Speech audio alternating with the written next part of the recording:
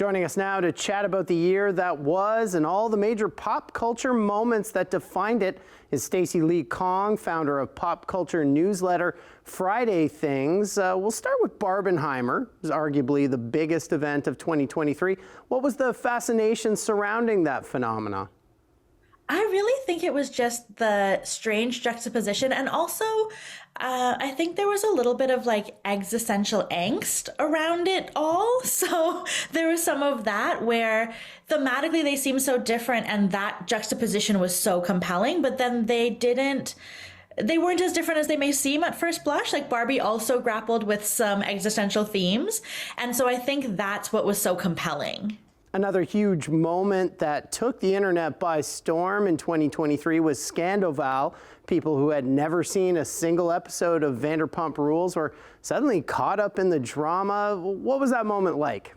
Okay, so I have to confess, I am one of those people where I did not know who any of these people were. I didn't know why I cared, but I cared so deeply. And I think for me, at least, that was really seeing it come across my different, like it was on Twitter and on Instagram and on TikTok. And I just was inundated with this information and it all seemed so scandalous and so like juicy that I needed to know what was happening. And then when you remember that there are real people involved and like real hurt feelings, it does like temper that a little bit, but especially at the beginning, you're like, what is happening? He did what? She said what? Like that he said, she said moment is like pure drama, very soap opera. Now, we can't really talk about 2023 without mentioning Taylor Swift. It's her birthday today, for anyone wondering. What was the key to her massive success this past year?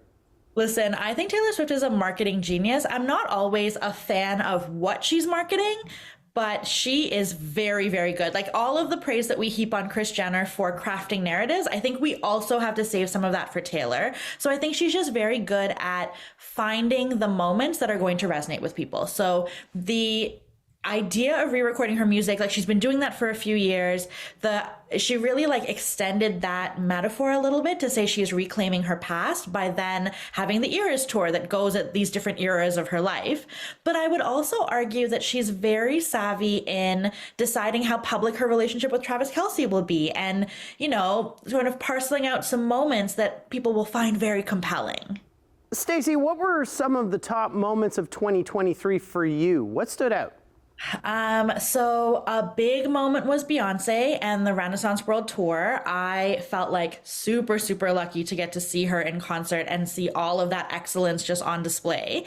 But I think the other part of that is like recent conversations about Beyoncé and what she speaks about and what she doesn't speak about. As much as I'm a fan, also illuminate some of the limits of celebrity.